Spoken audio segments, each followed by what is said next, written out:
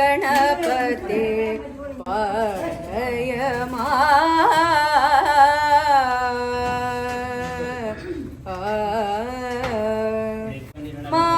ಮಹಾವಿಘ್ನ ವಿಪಿನ ದಹನ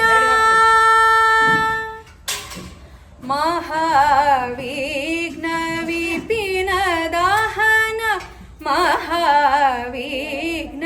ವಿಪಿನ ದಹನ ಕಲಿಮಲ ಹರಣ ಕರಿವದನ ಮಹಾವಿಘ್ನ ವಿಪಿನ ದಹನ ಕಲಿಮಲ ಹರಣ ಕರಿವದನ ಮಹಾ ಗಣಪತಿ ಪಾಲಯ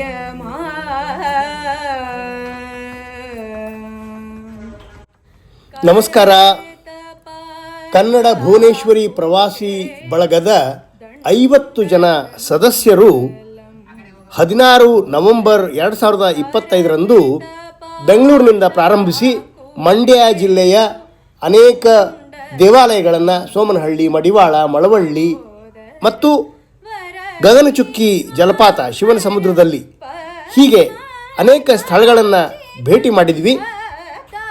ಎಲ್ಲರೂ ಕೂಡ ಈ ಒಂದು ದಿನದ ಪ್ರವಾಸವನ್ನು ತುಂಬ ಆನಂದಿಸಿದರು. ಈ ವಿಡಿಯೋದಲ್ಲಿ ನಾವು ಆ ದಿನದ ಅನುಭವವನ್ನು ನಿಮ್ಮೊಂದಿಗೆ ಹಂಚಿಕೊಳ್ತಾ ಇದ್ದೇವೆ. ಅಲ್ಲಿ ನಾವು ನೋಡಿದ ದೇವಸ್ಥಾನಗಳ ಅನುಭೂತಿ ಮತ್ತು ನಿಸರ್ಗದ ಸೌಂದರ್ಯ, ಈ ಎಲ್ಲ ಪ್ರವಾಸದ ಸ್ಮರಣೀಯ ಕ್ಷಣಗಳನ್ನು ನೀವು ಕೂಡ ನೋಡಿ ನಮ್ಮ ಜೊತೆಗೆ ಇರ್ತಿರ್ತಾನೆ. ಸುಂದರ ಪ್ರವಾಸದ ಸುತ್ತಾಟವನ್ನು ಅನುಭವಿಸೋಣ. ವಂದನೆಗಳು. ನಮಸ್ಕಾರ.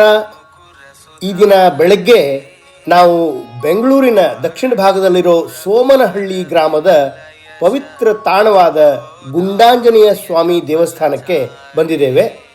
ಉತ್ತರಹಳ್ಳಿ ಹೋಬಳಿಯ ಈ ಶಾಂತ ಪರಿಸರದಲ್ಲಿರೋ ದೇವಾಲಯ ಭಕ್ತರಿಗೆ ಶಾಂತಿ ಮತ್ತು ಶಕ್ತಿಯನ್ನು ನೀಡುವಂಥ ವಿಸ್ಮಯಕರ ಸ್ಥಳವಾಗಿದೆ. ದೇವಾಲಯಕ್ಕೆ ಕಾಲಿಟ್ಟ ತಕ್ಷಣ ಇಲ್ಲಿ ಕಂಡುಬರೋ ಶಾಂತ ವಾತಾವರಣ ಮನಸ್ಸಿಗೆ ನೆಮ್ಮದಿ ನೀಡುತ್ತದೆ ಹಾಗೂ ಹನುಮಂತ ದೇವರ ಮಹಾತ್ಮ್ಯವನ್ನು ಪ್ರತಿಬಿಂಬಿಸ್ತದೆ. ಸ್ವಯಂಭೂ ಗುಂಡಾಂಜನೇಯ ಸ್ವಾಮಿಯ ಮೂರ್ತಿ ಇಲ್ಲಿಯ ವಿಶಿಷ್ಟ ಆಕರ್ಷಣೆ. ಬಲಿಷ್ಠ ರೂಪದಲ್ಲಿ ಗದೆಯನ್ನು ಹಿಡಿದಿರುವ ಹನುಮಂತನ ಮೂರ್ತಿ ಶಕ್ತಿ, ಭಕ್ತಿ ಮತ್ತು ಧೈರ್ಯದ ಸಂಕೇತ. ಮೂರ್ತಿ ಮುಂದೆ ಕೆಲ ಕ್ಷಣ ನಿಂತರೆ ಅನಿರ್ವಚನೀಯ ಶಕ್ತಿ ಮನಸ್ಸಿಗೆ ಹರಿದು ಬರ್ತದೆ ಅನ್ನೋ ಭಾವನೆ ಮೂಡುತ್ತದೆ. ಇತಿಹಾಸ ಅಂತ ಅಂದರೆ ರಾಮ, ಸೀತೆ, ಲಕ್ಷ್ಮಣರೆಲ್ಲ ವನವಾಸಕ್ಕೆ ಬಂದು ಇಲ್ಲಿ ಸುಮಾರು ದಿನ ಇದ್ದಿದ್ದು ಹಿನ್ನೆಲೆ ಇದೆ. ಆವಾಗ ಸ್ವಾಮಿ ಇಲ್ಲಿ ನೆಲೆಗೊಂಡು ಅವ್ರ ಸೇವೆ ಮಾಡ್ಕೊಂಡಿದ್ದು. ಕಾಡು ಚಂಪಕಾರಣ್ಯ ಅಂತ ಇದೆ, ಫುಲ್ ಕಾಡಿತ್ತು. 1932ರಲ್ಲಿ ಬಿಲ್ಡಿಂಗ್ ಕ್ಲಿಯರ್ ಆಗಿದೆ. ಆಮೇಲೆ ಇದೆಲ್ಲ ಅರ್ಕೆ ಗಂಟೆಗಳು, ಭಕ್ತರು ಏನೇನು ಕೋರ್ಕೊಳ್ತಾರೋ ಆ ಥರ ಅವ್ರಿಗೆಲ್ಲ ಆದಮೇಲೆ ಅರ್ಕೆ ಕೆಲ್ಸ್ತಾರೆ, ಕೆಲವು ಗಂಟೆ ಕೆಡ್ತಾರೆ. ಜಾತ್ರೆ ನಡೆಯುತ್ತೆ, ಉತ್ಸವಾನ ದ್ವಾದಶಿ ಅಂತ. ಅದು ನವೆಂಬರ್ ತಿಂಗಳಲ್ಲಿ ಬೆಳಿತೀವಿ. ಈಗ ಮೊನ್ನೆ 2ನೇ ತಾರೀಕು ಜಾತ್ರೆ ಇತ್ತು, ತುಳಸಿ ಹಬ್ಬ. ಬೆಳಗ್ಗಿನ ಜಾವ 4 ಗಂಟೆಗೆ ಅಭಿಷೇಕ ಇರುತ್ತೆ, 9 ಗಂಟೆಗೆ ಮಹಾಮಂಗಳಾರತಿ ಇರುತ್ತೆ. ಇಲ್ಲಿಂದ ಮುಂದೆ ಒಂದು ಕಲ್ಯಾಣಿ ಇದೆ, ಪುಷ್ಕರಣಿ ಇದೆ, ಅಲ್ಲಿ ನಡೆಯುವಂಥದ್ದು ತುಳಸಿ ಬೃಂದಾವನೋತ್ಸವ. ಅದ್ರ ಮುಂದಕ್ಕೆ ಲೆಫ್ಟಿಗೆ ಬಂದರೆ ಒಂದು ಮಂಟಪ ಇದೆ, ಭೀಮನ ಗುಡಿ ಅಂತ ಹೇಳ್ತಾರೆ. ಅದು ಗುಂಡಾಂಜನೇಯ ಅಂದರೆ ಬಂಡೆಲಿ ಉದ್ಭವ ಆಗಿರೋದ್ರಿಂದ ಗುಂಡಾಂಜನೇಯ ಅಂತ. ಈ ದೇವಾಲಯದ ವಿಶೇಷತೆ ಅಂದರೆ ಇಲ್ಲಿರುವ ಪುಷ್ಕರಣಿ ಅಥವಾ ಕಲ್ಯಾಣಿ. ದೇವಾಲಯದ ಮುಂದುಗಡೆ ಇರುವ ಈ ಹಳೆಯ ಕಲ್ಯಾಣಿ ಕಲ್ಲುಗಳ ಮೆಟ್ಟಿಲುಗಳೊಂದಿಗೆ ಚೌಕಾಕಾರದ ರೂಪದಲ್ಲಿ ನಿರ್ಮಾಣ ಆಗಿದೆ. ಸ್ಥಳೀಯರು ಈ ಪುಷ್ಕರಣಿಯನ್ನು ಚೆನ್ನಾಗಿ ಸಂರಕ್ಷಣೆ ಮಾಡಿದ್ದಾರೆ. ಈಗಲೂ ಉತ್ಸವಗಳಲ್ಲಿ ಭಕ್ತರು ದೇವರ ದರ್ಶನಕ್ಕೆ ಮುನ್ನ ಈ ಕಲ್ಯಾಣಿಯಲ್ಲಿ ತೀರ್ಥ ಸ್ನಾನ ಮಾಡ್ತಾರೆ. ನೀರು ಶುದ್ಧವಾಗಿದ್ದು ಕಲ್ಯಾಣಿ ವಾತಾವರಣ ತುಂಬ ಸುಂದರವಾಗಿದೆ. ಬೆಳಗಿನ ಹೊತ್ತಿನಲ್ಲಿ ಸೂರ್ಯೋದಯದ ಬಿಸಿಲು ಕಲ್ಯಾಣಿಯ ನೀರಿನ ಮೇಲೆ ಚಿತ್ತಾರ ಬಿಡುವ ದೃಶ್ಯ ನಿಜಕ್ಕೂ ಅದ್ಭುತ ಅನುಭವವನ್ನು ಕೊಡುತ್ತದೆ.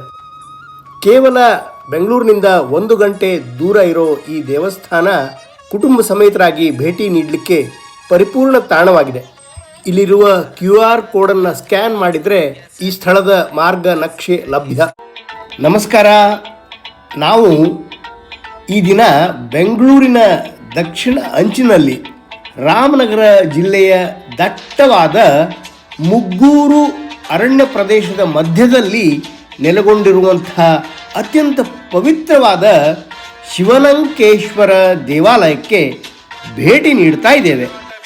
ಪ್ರಕೃತಿಯ ಮಡಿಲಿನಲ್ಲಿ ತನ್ನ ಶಾಂತ ವಾತಾವರಣ, ಪವಿತ್ರ ಶೈವ ಪರಂಪರೆ ಮತ್ತು ಸುತ್ತಮುತ್ತಲಿನ ಅರಣ್ಯ ಸೌಂದರ್ಯದಿಂದ ಈ ದೇವಸ್ಥಾನ ಭಕ್ತರನ್ನು ಆಕರ್ಷಿಸುತ್ತದೆ. ದೇವಾಲಯದ ಕಡೆಗೆ ಸಾಗುವಾಗ ದಟ್ಟ ಹಸಿರಿನ ಅರಣ್ಯ, ಹಕ್ಕಿಗಳ ಕೂಗು ಮತ್ತು ತಂಪಾದ ಗಾಳಿ ನಿಮ್ಮನ್ನು ಮಂತ್ರಮುಗ್ಧರನ್ನಾಗಿಸ್ತದೆ.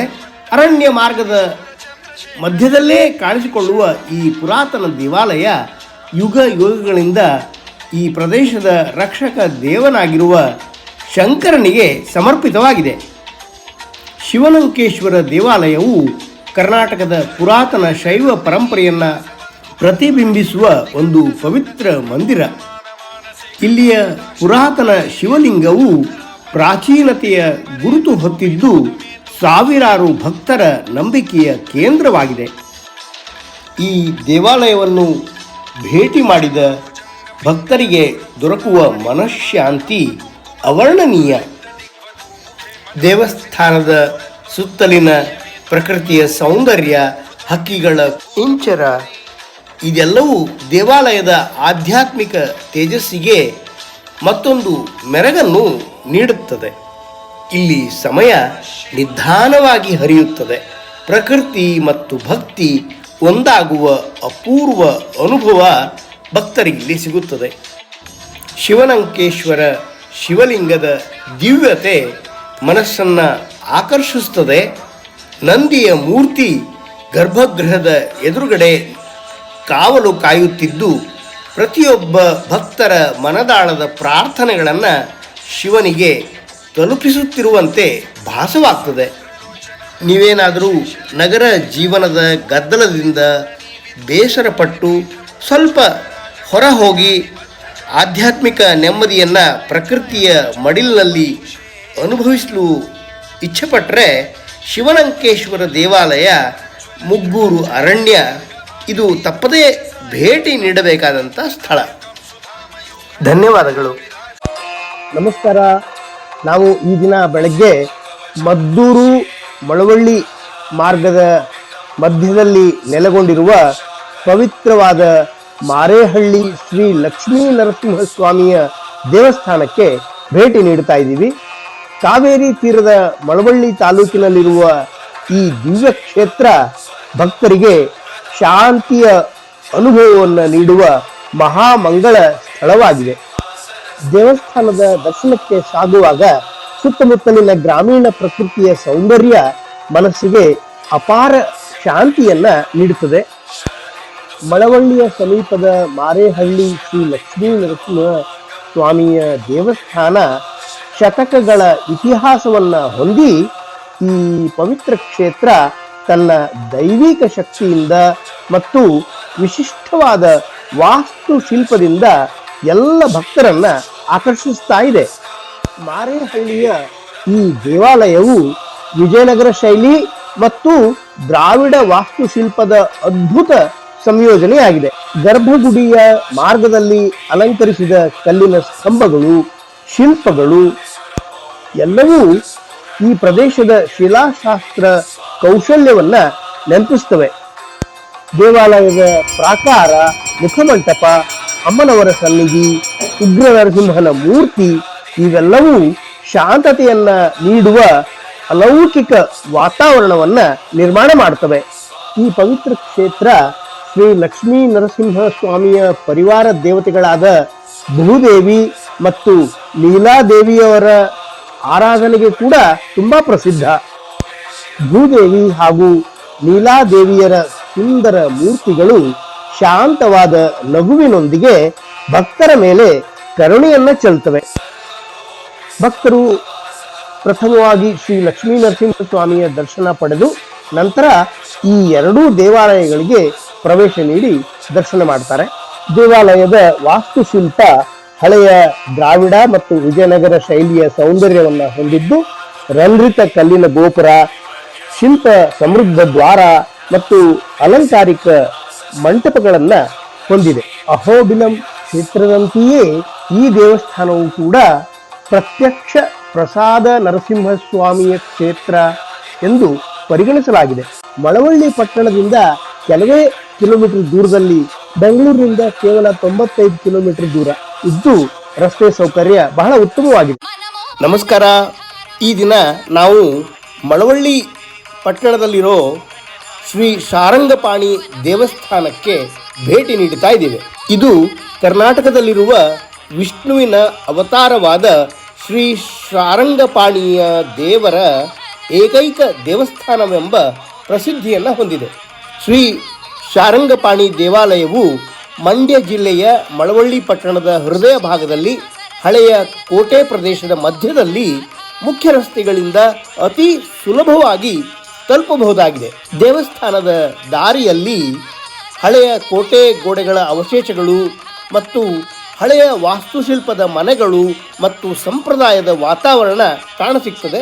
ಶ್ರೀ ಶಾರಂಗಪಾಣಿ ದೇವಾಲಯವು ಕೋಟೆಯ ಮಧ್ಯದಲ್ಲಿ ಉತ್ತರಾಭಿಮುಖವಾಗಿ ನಿಂತಿರುವುದರಿಂದ ಈ ದೇವಾಲಯವು ಕೋಟೆಯ ಕೇಂದ್ರ ಬಿಂದು ಎಂದು ಕರೆಯಬಹುದಾಗಿದೆ. ವಿಷ್ಣುವಿನ ದಿವ್ಯ ರೂಪವಾದ ಶಾರಂಗಪಾಣಿ ಅವತಾರವನ್ನು ಆರಾಧಿಸುವ ಈ ದೇವಾಲಯ ಶಾಂತಿಯುತ ವಾತಾವರಣ, ನೈಸರ್ಗಿಕ ಸೌಂದರ್ಯ ಮತ್ತು ಪುರಾತನ ಶಿಲ್ಪಕಲೆಯ ಉದಾಹರಣೆಯಾಗಿದೆ. ದೇವಾಲಯಕ್ಕೆ ಕಾಲಿಟ್ಟ ಕ್ಷಣದಲ್ಲೇ ಶಾಂತವಾದ ಭಕ್ತಿ ಭಾವ ತುಂಬಿದ ವಾತಾವರಣ ನಮ್ಮನ್ನು ತನ್ನೊಳಗೆ ಸೆಳೆಯುತ್ತದೆ. ಮಳವಳ್ಳಿಯ ಕೋಟೆಯೊಳಗಿನ ಈ ದೇವಾಲಯದ ಸುತ್ತಲೂ ಇತಿಹಾಸದ ಛಾಯೆಗಳು ಇನ್ನೂ ಜೀವಂತವಾಗಿವೆ. ದೇವಸ್ಥಾನದ ಗರ್ಭಗುಡಿಯಲ್ಲಿರುವ ಪುರಾತನ ಕಂಬಗಳು, ಮಂಟಪದ ಸುಂದರ ಕೆತ್ತನೆಗಳು, ಹಳೆಯ ಸ್ವರೂಪಗಳು ನಮ್ಮನ್ನು ಹಿಂದಿನ ಕಾಲಕ್ಕೆ ಕರೆದೊಯ್ಯುತ್ತವೆ. ದೇವಾಲಯದ ಘಂಟೆಯ ನಾದ ಮತ್ತು ಹಕ್ಕಿಗಳ ಕೂಗು ಇವು ಮನಸ್ಸಿಗೆ ಶಾಂತಿಯನ್ನು ತುಂಬುವ ಅನುಭವ ನೀಡುತ್ತವೆ. ಶಾರಂಗಪಾಣಿ ಎಂಬ ಹೆಸರಿನ ಅರ್ಥವೇ ಶಾರಂಗ ಧನಸ್ಸನ್ನು ಧರಿಸಿದವರು, ಅಂದರೆ ವಿಷ್ಣುವಿನ ಬಲಶಾಲಿ ಮತ್ತು ರಕ್ಷಕ ರೂಪ. ಇದು ರಾಮನ ಇನ್ನೊಂದು ಅವತಾರ. ಹಿಂದೆ ಕೈಯಲ್ಲಿ ಬಿಲ್ಲು ಬಾಣ, ಮುಂದೆ ಕೈಯಲ್ಲಿ ಶಂಕುಚಕ್ರ. ದೇವರು ಕೆಳಗಡೆ ಶ್ರೀದೇವಿ ಭೂದೇವಿ ಎರಡೂ ಇದೆ. ಅದು ಎಣ್ಣೆ ಹಚ್ಚಿದಾಗ ನಮಗೆ ಕಾಣುತ್ತೆ. ಶಾರಂಗಪಾಣಿದು ಇದೊಂದೇ ದೇವಸ್ಥಾನನ? ಇದು ಮತ್ತೆ ಕುಂಭಕೋಣಮಲ್ಲಿ ಮಲಗಿರೋದು. ಇದು ನಿಂತಿರೋ ದೇವರು ಇಲ್ಲೇ ಇರೋದು. ಇದು ಮೂಲತಃ ಹೊಯ್ಸಳರ ಶಿಲ್ಪನೆ ಇಲ್ಲಿವರೆಗೆ. ಆಮೇಲೆ ಇದು ಪಾಳೆಗಾರರು ಎಕ್ಸ್ಟೆಂಡ್ ಮಾಡಿ ಕಟ್ಟಿರೋದು. ಅಲ್ಲಿವರೆಗೂ ಅದು ಬೈಕುತ್ತಲೇ ಎಲ್ಲ ಒಳಗಡೆ ಎಲ್ಲ. ಎಷ್ಟು ಹಳೆ ಇದು? ಇದೊಂದು 800 ವರ್ಷ ಹಳೆಯದು. ಇಲ್ಲಿ ದೇವರ ಮೂರ್ತಿಯಲ್ಲಿ ಶಾರಂಗ ಬಿಲ್ಲಿನ ಶೋಭೆ ಮತ್ತು ಶಕ್ತಿಯ ಚೈತನ್ಯ ಸ್ಪಷ್ಟವಾಗಿ ಕಾಣುತ್ತದೆ. ಭಕ್ತರಲ್ಲಿ ವಿಶೇಷವಾಗಿ ಪ್ರಸಿದ್ಧವಾದುದು ಇಲ್ಲಿಯ ಶಾರಂಗಪಾಣಿಯ ಅಲಂಕಾರ. ವಿಶೇಷ ದಿನಗಳಲ್ಲಿ ದೇವರಿಗೆ ಅಲಂಕರಿಸಲಾದ ಶಾರಂಗ ಬಿಲ್ಲು, ರತ್ನಾಭರಣಗಳು ಮತ್ತು ಶಂಖ ಚಕ್ರದ ಹೊಳಪು ಇವು ವೀಕ್ಷಕರ ಮನಸ್ಸಿನಲ್ಲಿ ದಿವ್ಯ ಭಾವನೆಯನ್ನು ಮೂಡಿಸುತ್ತವೆ. ನಮಸ್ಕಾರ. ಈ ದಿನ ನಾವು ಮಳವಳ್ಳಿ ಪಟ್ಟಣದ ಐತಿಹಾಸಿಕ ಕೋಟೆ ಪ್ರದೇಶಕ್ಕೆ, ಇಲ್ಲಿಯ ಇತಿಹಾಸವನ್ನು ಸಾರುವ ಪೌರಾಣಿಕ ದೇವಾಲಯ ಶ್ರೀ ಗಂಗಾಧರೇಶ್ವರ ಸ್ವಾಮಿ ಮಂದಿರಕ್ಕೆ ಬಂದಿದ್ದೇವೆ. ಮಳವಳ್ಳಿ ನಗರದಲ್ಲಿ ಕೋಟೆ ಪ್ರದೇಶಕ್ಕೆ ಕಾಲಿಟ್ಟ ತಕ್ಷಣವೇ ಹಳೆಯ ರಾಜವಂಶಗಳ ಪ್ರಭಾವ, ಇತಿಹಾಸ ನಮ್ಮನ್ನು ಸ್ವಾಗತಿಸುತ್ತದೆ. ಈ ಕೋಟೆಯ ಮಧ್ಯಭಾಗದಲ್ಲೇ ಶಿವರೂಪಗಳಲ್ಲಿ ಒಂದಾದ ಗಂಗಾಧರ ರೂಪದ ಮಹಾದೇವರ ಮಂದಿರವಿದೆ. ದೇವಾಲಯದ ಆವರಣಕ್ಕೆ ಬಂದಾಗ ದಕ್ಷಿಣ ಭಾರತದ ಪ್ರಾಚೀನ ದೇವಾಲಯಗಳ ಶೈಲಿಯ ಹಳೆಯ ಕಲ್ಲಿನ ಸ್ತಂಭಗಳು, ತೆರೆದ ವಾತಾವರಣ ನಮಗಿಲ್ಲಿ ನೋಡಲಿಕ್ಕೆ ಸಿಗ್ತದೆ. ವಿಶೇಷವಾಗಿ ಮಹಾಶಿವರಾತ್ರಿ, ಕಾರ್ತಿಕ ಮಾಸ, ಸೋಮವಾರಗಳು ಹಾಗೂ ಪ್ರತಿ ಅಮಾವಾಸ್ಯೆ ಸಂದರ್ಭದಲ್ಲಿ ಸಾವಿರಾರು ಭಕ್ತರು ಬಂದು ಈ ದೇವಾಲಯಕ್ಕೆ ದರ್ಶನ ಕೊಡ್ತಾರೆ. ಗಂಗಾಧರೇಶ್ವರ ಸ್ವಾಮಿಯ ದರ್ಶನ ಮಾಡಿದರೆ ಮನದ ಸಂಕಷ್ಟಗಳು ತಣಿದು ಕುಟುಂಬಕ್ಕೆ ಸಮತ್ವ, ಶಾಂತಿ ಲಭಿಸುತ್ತದೆ ಎಂದು ನಂಬಿಕೆ. ಮೈಸೂರಿನ ಸಾಂಸ್ಕೃತಿಕ ಪರಂಪರೆಯ ನಂಟಿರುವ ಮಳವಳ್ಳಿಯ ಪುರಾತನ ಗಂಗಾಧರೇಶ್ವರ ಸ್ವಾಮಿಯ ದೇವಸ್ಥಾನ ತನ್ನ ವಿಶೇಷ ಆಕರ್ಷಣೆ ಮತ್ತು ಅನನ್ಯವಾದ ಶಿವತತ್ವಕ್ಕಾಗಿ ಪ್ರಸಿದ್ಧವಾಗಿದೆ. ಈ ದೇವಸ್ಥಾನದ ಮೂರ್ತಿಯಲ್ಲಿರುವ ಗಂಗಾಧರ ತತ್ವ ಬಹಳ ವಿಶಿಷ್ಟ.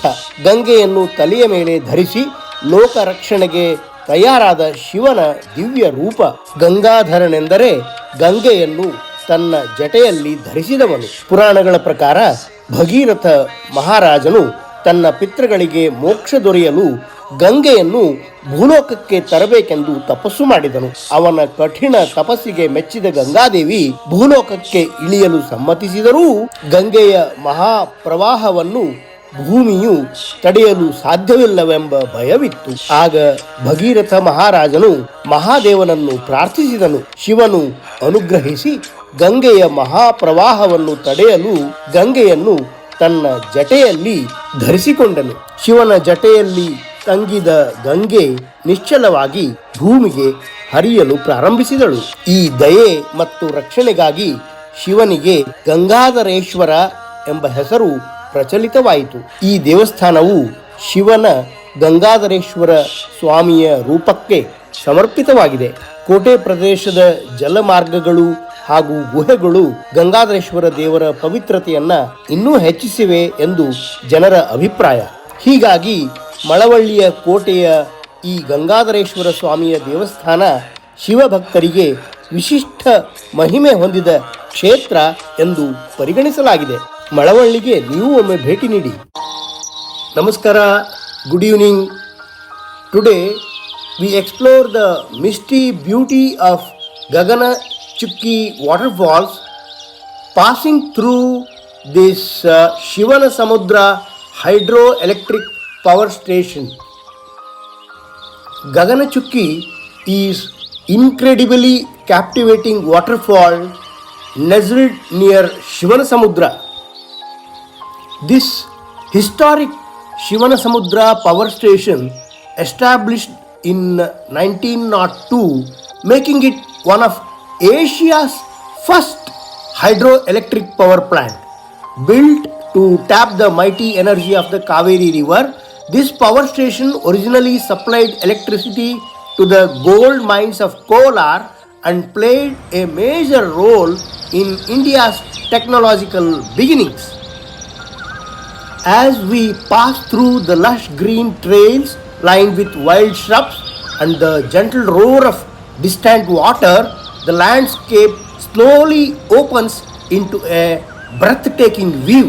The waterfall cascades elegantly over layered rocks, creating thin silver-like streams almost resembling falling sky, which is exactly what Gagana Chukki means.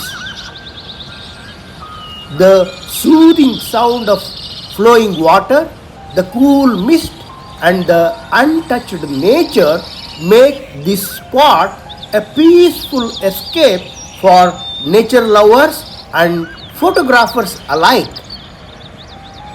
The Kaveri River continues its journey to form the more famous Barachukki and Gaganachukki falls, reinforcing the beauty and power of this region.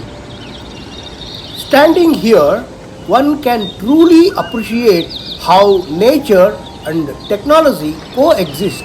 The relentless rush of the waterfalls feeds the turbines, while the turbines light up towns and villages far beyond.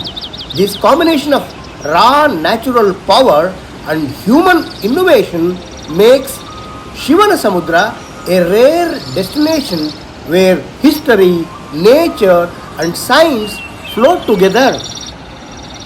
Thanks for watching. You may scan the QR code for location and route map details to reach Gaganachukki waterfalls. Don't forget to like, share and subscribe. धन्यवाद.